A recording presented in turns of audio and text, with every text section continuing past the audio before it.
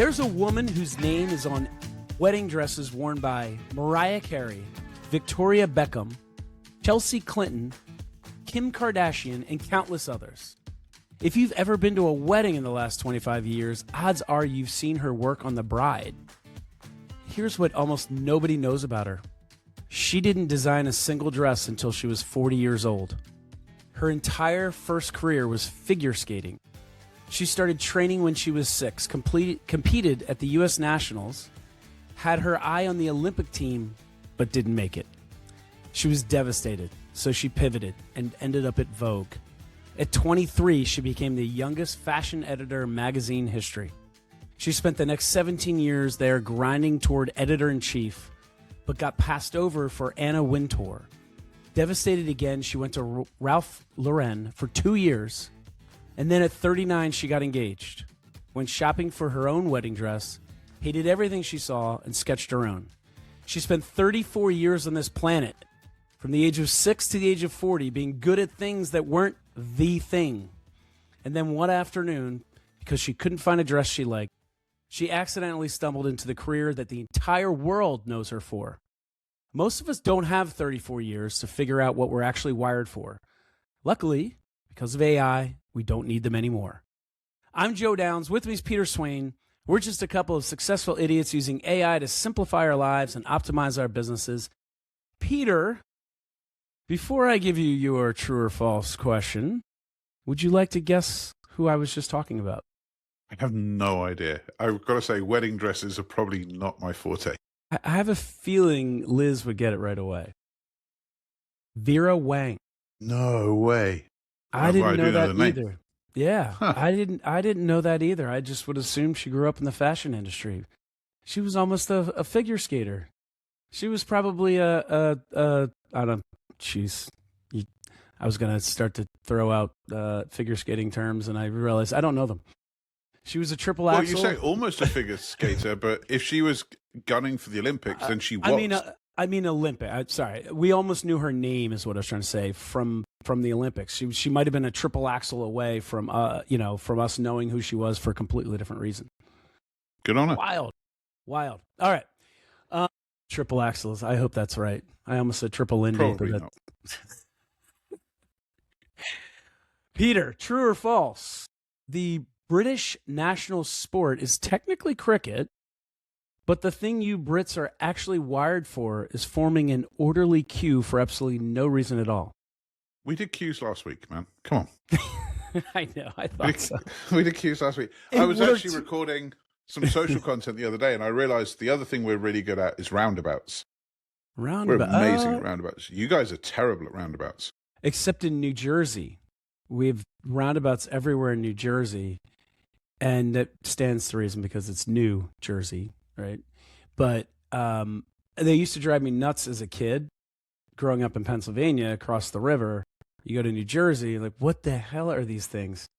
But I got to tell you, as an adult, I see the wisdom in it, and I appreciate them. I've come around. Well, mathematically, they're the most efficient. It's just when you get stuck behind somebody that doesn't realize that, it's not true anymore very quickly. That's true, although made for a great scene in National Lampoon's European Vacation with the whole hey kids, Big Ben kids, Big Ben. There's Big Ben again.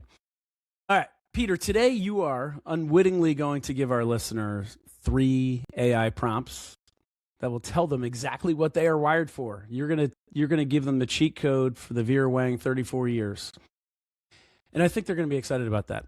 We're also going to go over a recipe from the guy who wrote Atomic Habits, James Clear. Most people only half read the recipe, that is. I'm sure they read the book, but we probably sped through the recipe, and we're gonna focus on that today. And it ties exactly into the theme of the show today. We're going to talk about the why the work, the actual work that feels easy to us, is the business, or could be the business, that most people can't figure out how to copy. So, Peter, you know who James Clear is, right? Atomic Habits, famous author. Yep. 20 million copies sold. All right. Well, I follow him, I'm sure, as most of you do. And this is what I came across this week. He wrote a recipe, 4 ingredients. You have the courage to get started. This is for business, right? Courage to get started. The sense to focus on something you're naturally suited for. That's what I want to highlight today. The sense to focus on something you're naturally suited for. The third is persistence to stay in the game long enough for a lucky break to find you. I thought that was a curious way to write that. Stay in the game long enough for a lucky break to find you. And then the fourth is a lot of hard work. So grit and grind. And that's it. That's the recipe. Now, again, all four of those matter, and I don't want to misrepresent what he wrote, but the one I want to pull out for us today, because I think the most underserved and the one people skip the most, is the second one, which is focusing on something you're naturally suited for. And I'll tell you why, because I've watched entrepreneurs, and I've been one of them myself, spend 2 or 3 years building a business that's fighting them every single day. And they're doing the thing they thought they should do. I know I was, but not doing the thing we're actually wired for. And it costs you years. And I know I've talked about this a bunch, so let me get rolling on it. Peter, most people have no idea what they're wired for. They're too close to themselves to see it. If someone's sitting there right now thinking, I don't even know what my natural advantages are, where does AI come in here, and what does that prompt look like? Well, AI can find patterns and can find subtext in things that you hadn't even described. So you could literally do something like, you could tell AI your past jobs, projects that you've enjoyed, things that drained you, feedback you've got, what people often ask me for advice on, and ask it to identify 3 top skill sets within inside that. Now, I wouldn't limit that to, and this is something that kind of is what we're talking into, I wouldn't limit that into your professional life. I would tell AI that you love building Legos, or you enjoy playing Fortnite, or you enjoy doing historical reenactments, because that's what we're trying to find. We're trying to find this intersection of your passion and your skills, where things become easy. What's the phrase? Do what you love and you'll never work a day in your life. It's the same kind of thing. Like, if I could just talk on stage and talk on podcasts about AI, I would. Everything else that I do is work that I have to do in order to do that work. So that's what we need to discover. You know what was interesting about what you just said, because I didn't see it going this way, is not only because at first I went to bird hobbyists. I don't know why. I'm not even one, but I have friends that are birders now, and I'm wondering, or that's where I thought you were going, thinking like, oh, could you start a business around that because you love it, and maybe you could steal some skills that you've from the job, whatever you're currently doing that you don't love, that isn't your thing. Maybe you could take that skill set to your hobby. But as you were saying, build Legos, my immediate thought went to, or is the fact that you like and are good at building Legos more of a tell as to how your brain operates? Maybe you have a little bit of an architectural and engineering background. So that's where you're going with that. That's interesting. 100%. So there's a Japanese word that is what James kind of brought this from, and it's called Ikigai. And it's a 4-piece Venn diagram. And the pieces of Ikigai are what you love, what you're good at, what the world needs, and what you can be paid for. So it's what you love, what are you good at, what the world needs, and what can you be paid for. And we've talked about this before. We did some math once to work out how many ballerinas would want to be astronauts. If you wanted to create a course for ballerinas that wanted to be astronauts, there was something like 680 in the intersection.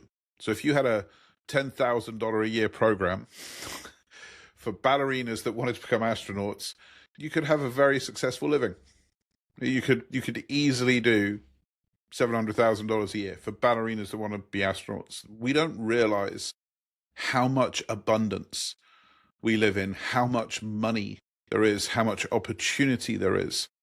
So what people naturally tend to do is they naturally tend to, instead of niching down, they tend to scale up, which makes them more generalist and more broad, which means a couple of things. First of all, they're not as interesting anymore to the people that are in the niche that they want to be in.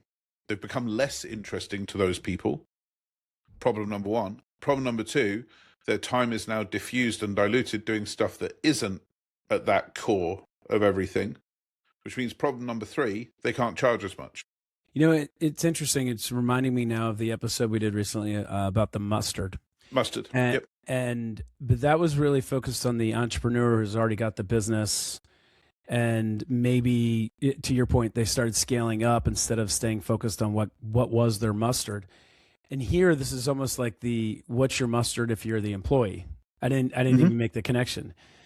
I did this exercise for me in December to generate the curriculum for my mastermind.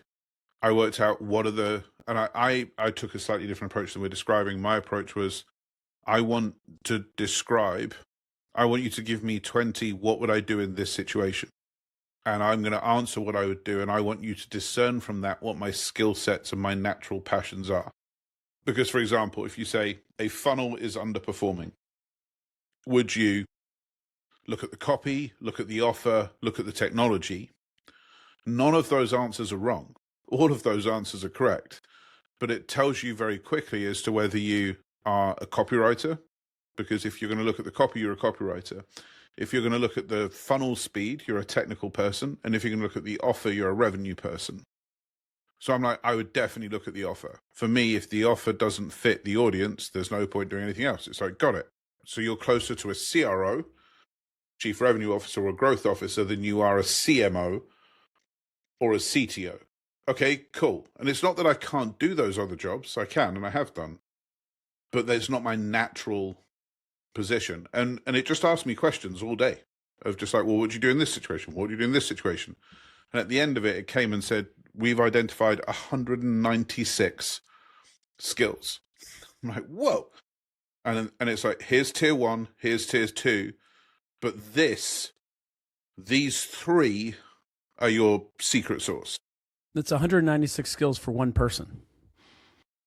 For you. Are you exceptional, or what? Well, obviously. Is everyone going to be like, if you're 196, am I 96? No, I think everybody's 196. But when you looked right at the end, it's stuff that I can do. But I know that there's people that are better than me. And there's some stuff that I don't really enjoy doing, but I can do it. But the top 20 was stuff. And the reason we did it, for me, was because I'm terrible at preparing my content. You know, I have 3 or 4 live calls a week, and I'm really quite bad at sitting down and preparing the content. So what I wanted to do was make it so that I never needed to prepare content by doing stuff that I can just chat about. You're getting better at reading content that was prepared for you, if that makes you feel any better. Thank you. I appreciate it. But like, I've got the mastermind today, and I know it's a subject that I can just riff on for 20 hours if I have to. Yeah. So are there what you're saying is there are patterns.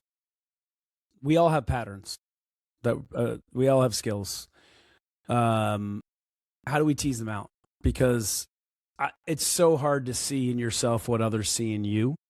What's the prompt look like? How do I get this out of me? I would say I would point it at James Clear first and say, hey, are you aware of James Clear's recipe? It's going to say yes. It's like, great. We want to work on point 2. And it would go, okay. And we'll go, the way I want to do that. Well, there's the cheat code I didn't think of, but go ahead. Yeah, just point it straight at the thing. Right.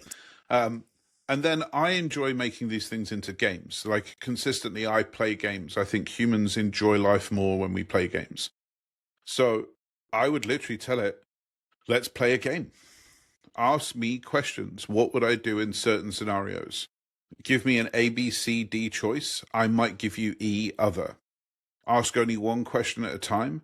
Once I've answered that question, ask me another question. Your job is to come up with a set of unique skills, monetizable capabilities that represent the secret sauce of me. And I'm assuming part of that prompt would be, if it's the Claude, ask me as many questions as you need to ask me to give me the response I'm looking for based on the James Clear recipe. I don't ever like an open-ended question like that with AI. I would say, ask me 20 and then tell me where the gaps are in your knowledge. And I will tell you whether we do another 20. Okay. All right. All right. There's prompt number one. All right. So let's say someone does this exercise and now they know. There are 3 natural advantages. The mirror image of that is the stuff they should not be spending their time on. Peter, I hear you talk about this with your clients all the time. So the work that burns you out, for instance, how do you use AI to actually get that off your plate? And what does that prompt look like? So the first thing is you just reference it. You just reference it. There's things you can do, but there's things, but they aren't things you should do. Yeah, like running my teams is not something I should do. It is not my natural skill set to handle the emotions of people when I'm paying them. It doesn't compute in my brain that I have to go, how do you feel about that? I'm like, F you. I was going to make a joke about feelings. Yeah. Have you seen the Mad Men? It's the Mad Men thing of, that's what the money's for. Feelings are not your currency. Well, but in my coaching clients, I don't mind them. Because in the coaching clients, I'm getting paid. So in that scenario, I'm like, okay, so part of my job is to help you get through this and feel the way through this. But when I'm paying people, I'm like, that's what the money's for. Anyway, so, however, for a small limited period of time until AI does take over the world, managing people is important. So that's something I shouldn't do. I can do it, but the amount of preparation I have to put into meetings around it, it literally takes me twice as much time as the meeting because I have to prep to meet people. But I can do 20 hours ad lib on optimizing offer stacks for sales copy for landing pages. But I have to do double the prep time. Half-hour meeting, I have to do an hour of prep. Insane. So I shouldn't do it. So it's once you've got this, okay, this is who you are, I would then ask AI, okay, based on the above, what do you think I shouldn't do?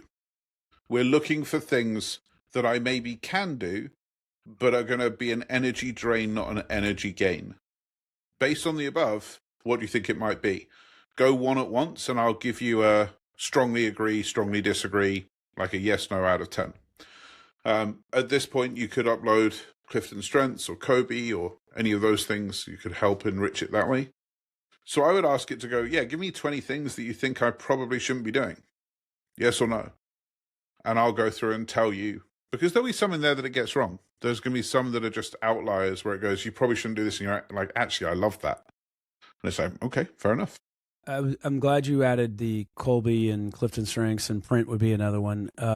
Because I was going to say, this recipe you're giving here right now is good, but better would be you're actually doing all this, and everything you do work-wise is inside of Claude already, and so it already knows and has been learning. Depends how long you've used it for.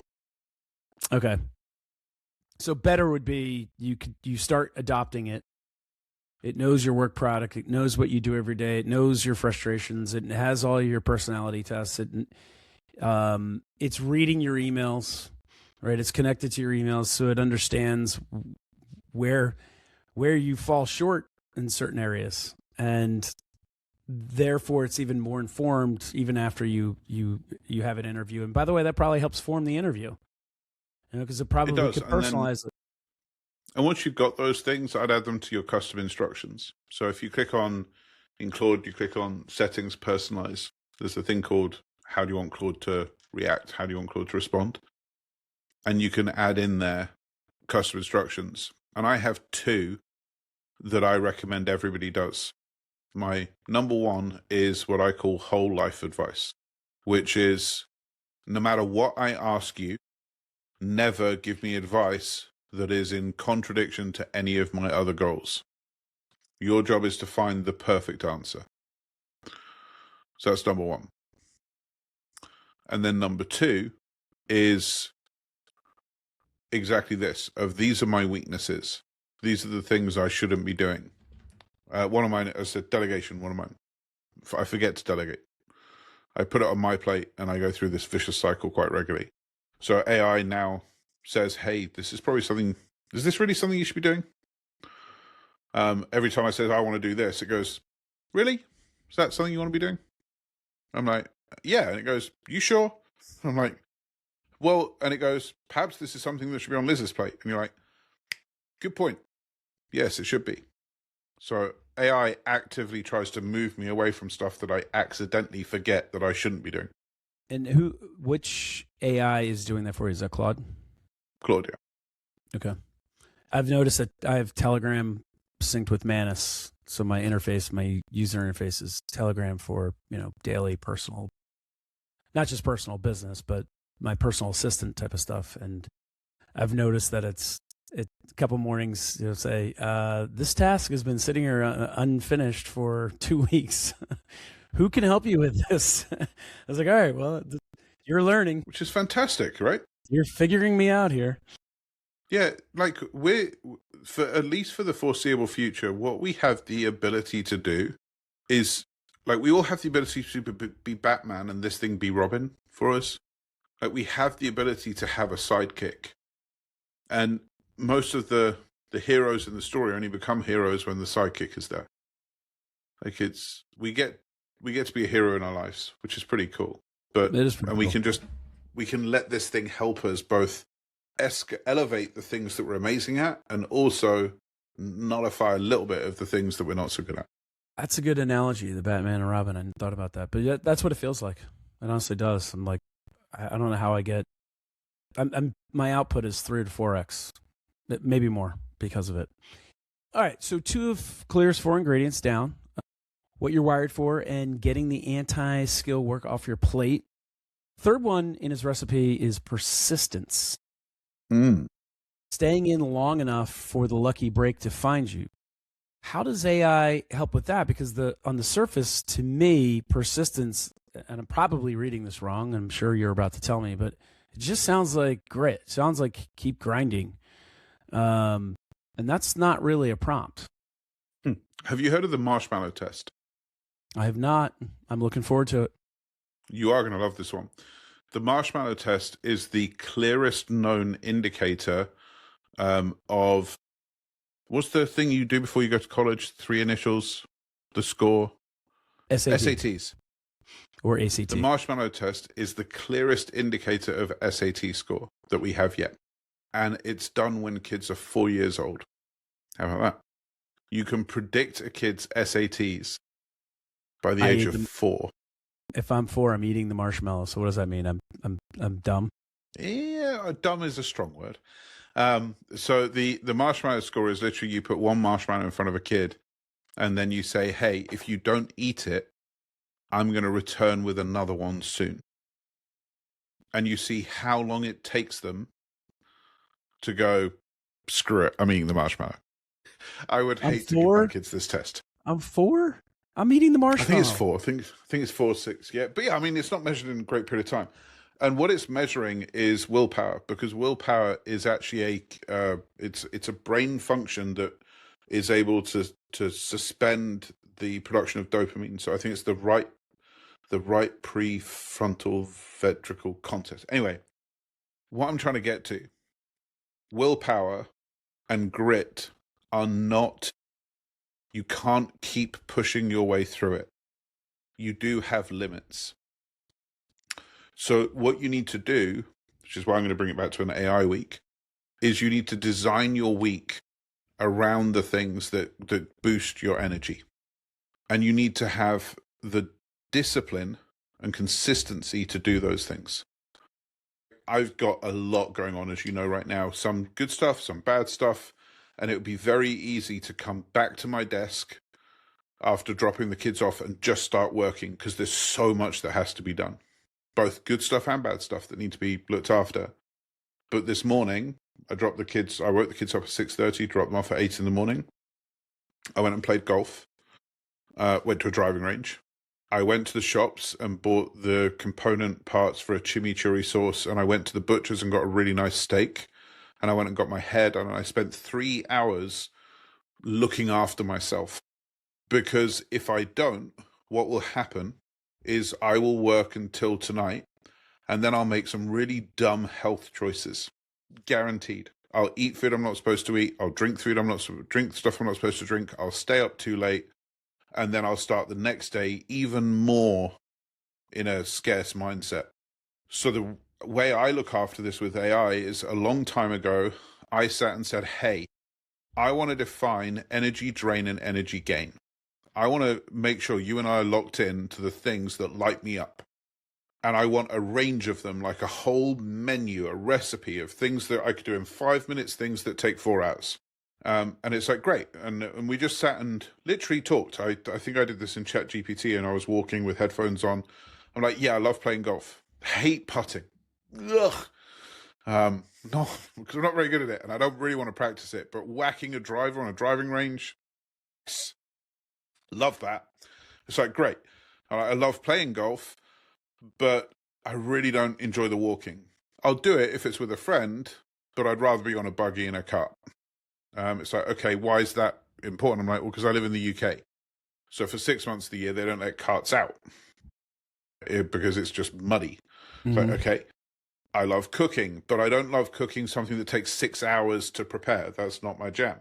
So, okay, so we went through this list and came up with, I think there was like 110 things on the list. And then when I plan my week with AI every Friday, it puts these blocks in, and it gives me suggestions. It's like, maybe you could do this, maybe you could do this, maybe you could do this, maybe you could do this. So I would say that persistence isn't a output of willpower. I'd say it's an output of discipline and consistency, of having systems in place to design weeks that can be done, so that you want to stay doing this. I'm going to end with one last thing. Without our prefrontal cortex, we are just smart monkeys. And our prefrontal cortex can only be cleaned, our brain can only be cleaned when we're sleeping. The only time you can get toxins out of your brain is when you're asleep. Because when it's working, you can't shut it down to clean it. So if you cut your sleep down, you are removing the one thing that makes you you. I heard a quote once from somebody that was a kind of a scientist in this area, and it said, if he had a choice of being asleep 23 hours and awake 1, or awake all the other way around, so asleep for 23 and awake 1, or awake for 23 and asleep 1, he would choose to be awake for 1 hour and sleep for 23. And he believes he would out-earn the other person 50-fold over, because your brain will see the pattern. AI is amazing, but humans are really amazing. And we can see the you and I had a conversation 2 nights ago around difficult conversations that need to happen. When you're awake and refreshed and feeling abundant, you see the conversation. It's just easy and obvious. It's like, oh yeah, I need to say this, this, and do this, this, and this. And when you're tired and down, it can escape you, and you end up having a much worse conversation. So I would say this is a great space for AI to help people design their week in a way that actually propels them forwards and helps them succeed. That's interesting. I mean, we hear it all the time. You have to reset, rest, recharge. But you get, as an entrepreneur, so lost in it, and you push it off. And I'm guilty of this. I'm up late doing more because AI lets me do more, but now I'm up later than I used to be, and I'm feeling guilty now. My sleep's been compressed lately. So everything you just said resonates with me. And it all sounds clichéic, but there's scientific evidence behind it. But when you're the entrepreneur, you're just trapped. We have this motor that can't stop, but we know we need to, but it's hard to, because there's so much to do. And I think you're right. That's where AI comes in, everything you just said, but including probably to help you understand, no, you need to shut down so that you can be your best tomorrow, or next week or whatever it is. Yeah, I got massively helped on this when I was at the gym once, and I enjoy, one of the things I do, enjoy lifting heavy weights. And we'd finished one set, and he said, "Okay, rest." And I'm like, "You don't mean rest?" And he's like, "Yeah, I do." I'm like, "You don't. For me, rest is popcorn, sofa, sport. Like, that's not what you mean. You don't mean go and rest." He's like, "What do I mean?" I mean, you mean prepare. Because in 40 seconds time, you're going to ask me to do it again. He's like, "Yeah." I'm like, "That's prep. You want me to control my breathing, do a lap around the gym, go and get some water, and have my mind ready to lift this again, right?" And he's like, "Yeah." I'm like, "That's not rest. That's prep." If you think about it as an entrepreneur, as prep, not rest, you need to prepare your sleep. Your sleep is preparation for what's about to happen. That's Playing golf is preparation for what's about to happen. It's not rest. It's prep. I like your take on the playing golf. I'll have to schedule more golf, more How prep. many great ideas have you had whilst doing a golf round? Oh, for sure. Yeah. Because you're allowing another part of your brain to join the party. I just wish those ideas were around what to do with the golf ball and not work. Well, that's prep. That's where the coach comes in. That needs prep too. All right, last one here, and this is the question I know is going to be sitting in somebody's head the whole episode. What if they run all three prompts, and the answer that comes back is your current business is the wrong fit? What do they do? I got a question for you. Mm-hmm. And you're not going to agree with my answer, so I'm going to give it anyway. What's question and answer? Do I get to answer it? The question is, do you wish me to answer that question for someone that is 25 and single, or somebody that's 40 and married? 40. Then you find a path. Yeah, the 25 and single, that's the easy answer. You got time. You got plenty of time. Move back in with your parents and figure it out. 40, like Vera Wang at 39, 40, right? That was a risk she took. So yeah, I want you to speak to someone who's in it with something to risk and lose. And your point's going to be, well, AI is coming for your job at some point anyway, and that's fine. Even though you've said it isn't, it's coming for your excuses. But eventually, it's coming for the job. So for the 40-year-old married with a family and real risk on the line, real life risk on the line, what's your response to that? First of all, this is like a little homage for a second. I couldn't do anything without the support, love of my wife. Like, I'm blessed that she now runs the business with me, but she didn't used to. And when she didn't used to, she was still 100% all in helping me try and do what I wanted to do. So my first question to people is, how much support do you have? Because you need to work out how much risk you can actually take. Do you have an equivalent of this, Joe? I spoke about this yesterday. We have this thing called a tip. So, your home refuse, like if you have too much soil or wood or metal, or is there a place that you go to take it? Depends on where you live. I live in a township that does have what we call a dump. Right. Okay. So yeah, we have what we call a tip, which is dump. Okay.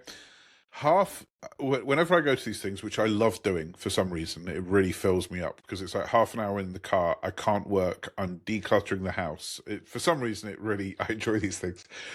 Sad. But anyway, there's always somebody that joins the car queue, which is normally about 40 minutes. And there's somebody that leaves it after 20 minutes. And I really just want to get out and go, why? Why did you waste 20 minutes of your life? You knew how long this was going to take. It's probably not your first rodeo. And you just wasted 20 minutes of your life. Either commit and do the thing or don't. And what we're talking about here reminds me of that.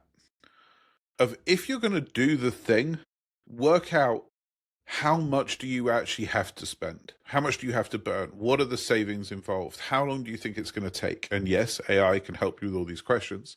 How much support do you have?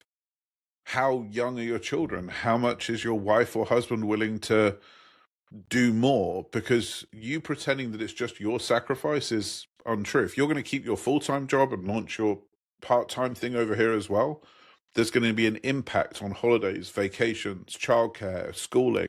So I think it's, first of all, using a lot of the skills and things we talked about on the podcast, work out how to have the difficult conversation with your partner. We've done an episode on that. Work out what the burn rate is, how much money you're going to lose as you go through this thing. Work out what your appetite for risk is, and see how you can go from where you are to where you want to be, which we did a couple of weeks ago. So we're all in line for the dump or the tip in life. And the question is, how long do we get out of line? That's what you're saying.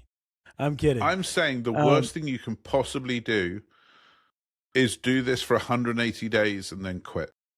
That's what I'm trying to get to. Okay. Because if you need to be realistic, if it's going to take you 3 years to go from who you are now to where you want to be in a way that, and I'm not saying it's going to take 3 years, I'm saying depending on how much risk you're willing to take, it could be 3 years or it could be 6 months. Don't do 2 years and then quit.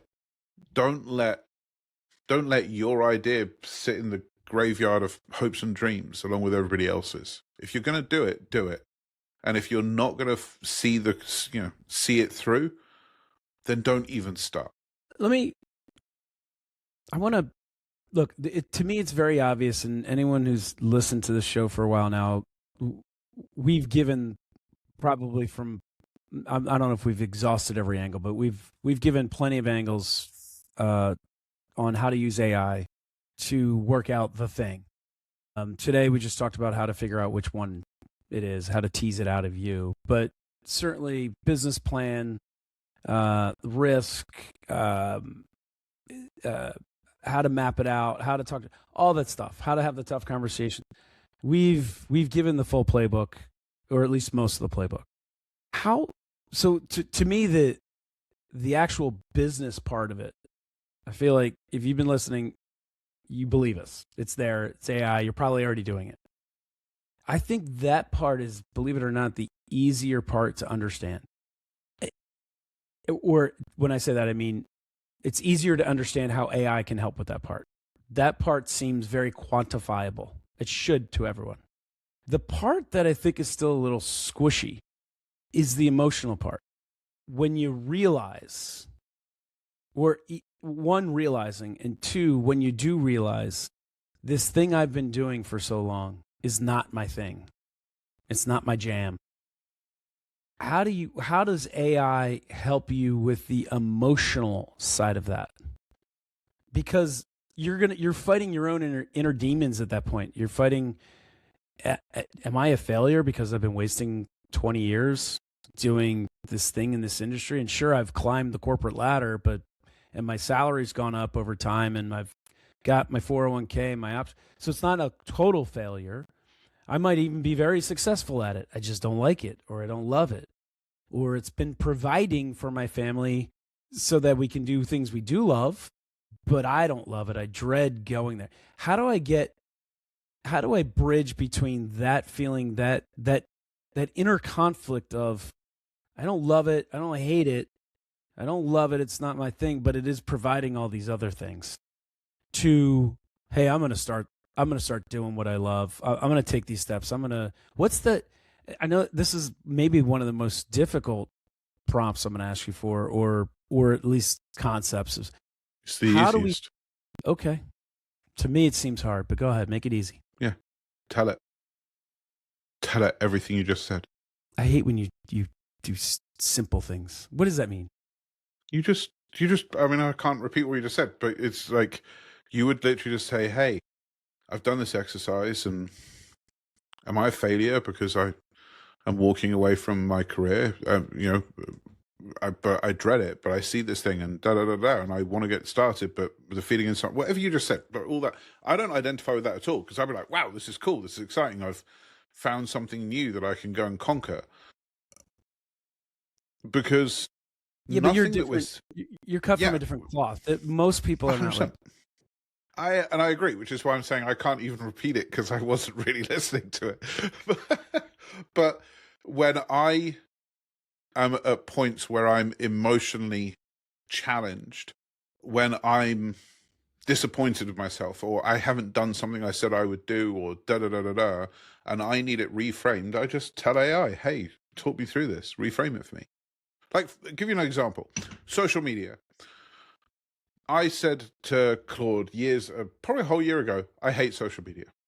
I think it is the lowest common denominator of intelligence, and I refuse to upload pictures of what I've eaten and self-grandiose crap that makes me look like I'm some form of superhuman because I can rent a Ferrari for 10 minutes and do 50 pictures before I give it back. And I recognize for my business to succeed that social media needs to be part of my life. So help me reframe it. And it came back and said, you're not wrong, but it's just a stage, which means it is a performance. But you like standing on stages, and this is perhaps the only stage that no one can censor you on. I'm like, that sounds fun. It's like, ooh. It's like, yeah. Any other space, people can say you can't curse and you can't do this and you can't do that and you can't do this. Here, not only can you do it, the algorithm is going to reward you with people that listen, that want you to do it. I'm like, yeah, that's different. That's cool. So I might not relate to the emotion that you just described, but I'm a human. I have emotions, and I will process a lot of them with AI. Like, why don't I want to have this conversation with my wife? Why don't I want to have this conversation with my partner? Why do I feel uneasy about this? And it will go, well, it could be this. And I go, no, it's not that. It could be this. And it's like, whoa, it is that. Okay, let's work on that. Yeah. So you're right. Tell it. We started, I think the very first episode, I think we started talking about you have to just start having a conversation with AI. 100%. And I think... Well, there's times we want directed output, which is where we started in this conversation. But there's times when we want a thought partner. And if we're after a thought partner, it's not a prompt. It's a conversation. Yeah, that's a good point. That's a really good point. I find that I'm doing that a lot with Claude. Just ideating, just conversations. Yeah, just riffing. Yeah, riffing. Asking questions. Does this make sense? Is this a stupid idea? You know, it's interesting. All right. Well, thank you, Mr. Clear. This was a fun one. So the recipe is really stop fighting your wiring, stop doing the work that drains you, which will allow you to stay visible long enough to catch the lucky breaks, and course correct instead of starting over. And for me, Peter, it hit home because when we were teaching storage one way and marketing it to a certain group, we thought we were supposed to be teaching, people how to build big portfolios. And I thought that's where the credibility was going to be, and that's where the money was. And it turns out the people that were winning from what we were teaching were closing the smaller deals, and they were the husband and wife teams. They were solopreneurs or entrepreneurs, first-time buyers. And that's why we built StorageMoguls.ai. And thank you for helping us build it, which is launching next week. Thanks to peterswain.com, peterswain.com. I highly recommend it, folks. And look, his Clear's recipe has 4 parts. And I'm not suggesting you skip 3 of them. But the suited 4 part, the one we really focused on, is the one people assume they'll figure out as they go. And they won't. Or they will, but it'll cost them years they didn't need to spend, like Vera Wang. And she didn't have AI. Well, now she does, but she didn't have it then. And AI lets you figure it out before you run out of time. So before you've built, years into a business that's fighting you. And I'm so grateful that we had AI to help us figure it out quickly. And I'm sure Vera's doing just fine. All right. Please like and subscribe. It's the cheapest thing you're going to do all week, folks, that actually helps somebody. And share this with someone who's building the wrong business or sitting in the wrong seat.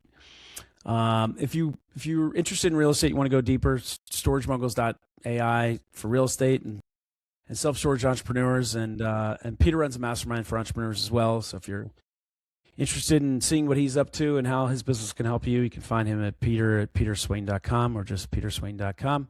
Keep those emails coming, folks.